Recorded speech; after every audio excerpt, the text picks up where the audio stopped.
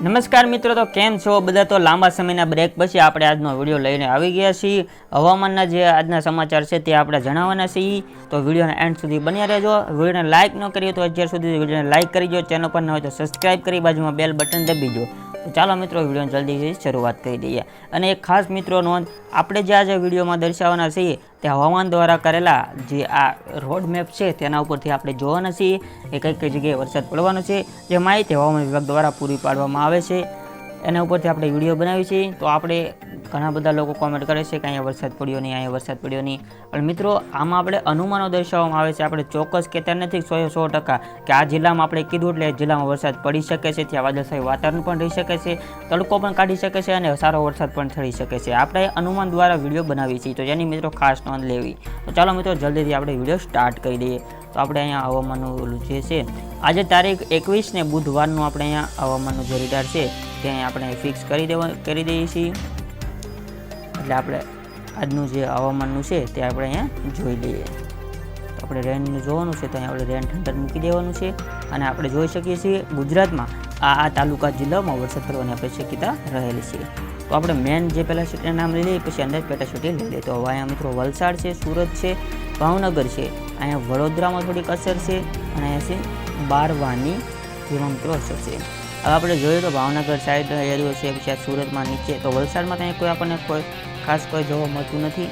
પણ જે દરિયામાંથી જે લો પ્રેશર છે તેના કારણે એ વરસાદનું વાતાવરણ સર્જાઈ શકે છે. એવું મિત્રો આપણે અહીંયા જોતા આપણને જણાય છે. તો આગળ વધીએ તો આપણે સુરત સાઈડનો એરિયો છે, નવસારી છે, સુરત સાઈડ છે, એમાં અડધા એરિયામાં આપણે અહીંયા જોઈ શકો છો વરસાદ આ જે દરિયામાંથી અહીંયા પ્રેશર આપણે સર્જાઈ શકે છે. એમાં છે મિત્રો અહીંયા કોસંબા આવે છે, જે ઉપર આટલો એરિયો એ દરિયા વિસ્તારનો છે તે દરિયા વિસ્તારને કરેલું છે. એમાં મિત્રો મોટો કેશપ કરેલું છે વરસાદે. ભરૂચ છે, દહેજ છે, અહીંયા છે જમસૂર, પછી જોઈએ તો અહીંયા કારજાન છે, જે આ બધા એરિયા છે. અહીંયા દાબોઈ છે મિત્રો, અહીંયા છે તાનખાલા, પછી અહીંયા આવી જાય છે આ બોડેલી છે, તેમાં છે ચાપાનેર છે. એની ઉપર આપણે જોઈએ તો કયું આવે છે, તો અહીં તો ગોધરા આવે છે, અહીંયા ગોધરા છે, અહીંયા છે પીપોલાદ, પછી દાહોદ આવી જાય છે. તો આટલા વરસાદમાં વરસાદ પડવાની શક્યતા છે. જે આ બધા છે ત્યાં વરસાદ પડવાની શક્યતા રહેલી છે. આગળ વધીએ તો આપણે એક ઉપર અમદાવાદ સાઈડ, ગાંધીનગર સાઈડ વચ્ચેનો એરિયો છે, તેમાં અહીંયા થોડીક આપણી શક્યતાઓ રહેલી છે. જેમાં આવી જાય છે દહેગામ આવી જાય છે, ગાંધીનગર સાઈડ આવી જાય છે, અહીં આવી જાય છે અલીસા આવી જાય છે, અહીંયા અમદાવાદ સાઈડ. આનો વરસાદ થોડીક થાય તો વરસાદ આવી શકે છે. હવે નીચે જોઈ લઈએ કે સૌરાષ્ટ્રમાં જે વરસાદની શક્યતા છે ભાવનગર સાઈડ, એમાં ક્યાં આપણને દર્શાવવામાં આવે છે. તો અહીં જોઈએ તો આપણે નીચે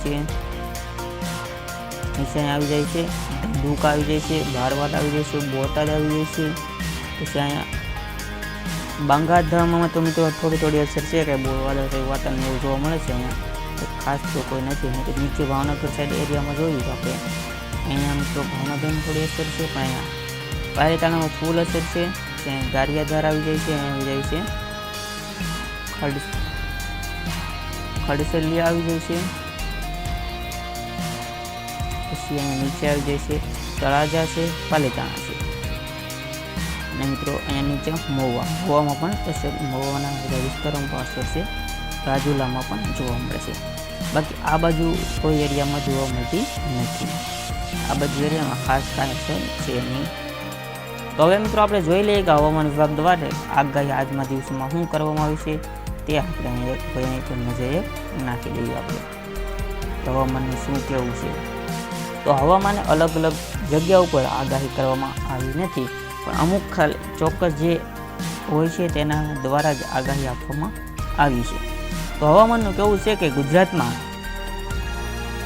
હાલ જે વરસાદ રજા લીધી હતી તેમાંથી તીવ્રતાની એટલે કે ગરમીનું તાપમાન ઓછું થયું હતું એવું જાણવા લાગી રહ્યું છે. ગુજરાતીઓના મનમાં એક જ સવાલ છે, અમારે ત્યાં ક્યારે વરસાદ પડશે.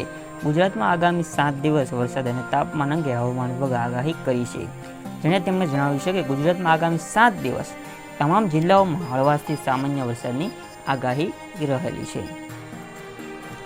તો આગળ વધીએ તો એની આગાહીમાં હવામાન વિભાગના મોસમ વૈજ્ઞાનિક રામચર્ય યાદવે આજે ગુજરાતના હવામાન અંગેની આગાહી કરી છે, જેમાં તેમણે જણાવ્યું છે કે ઉત્તર ગુજરાતમાં કેટલાક સ્થળોએ તાપમાન વધવા પાછળનું કારણ એક જ છે. ઉત્તર ગુજરાતમાં ઉત્તર પશ્ચિમના જે પવનો આવે છે તેના કારણે તાપમાન વધવાનું કારણ તેમણે દર્શાવ્યું છે.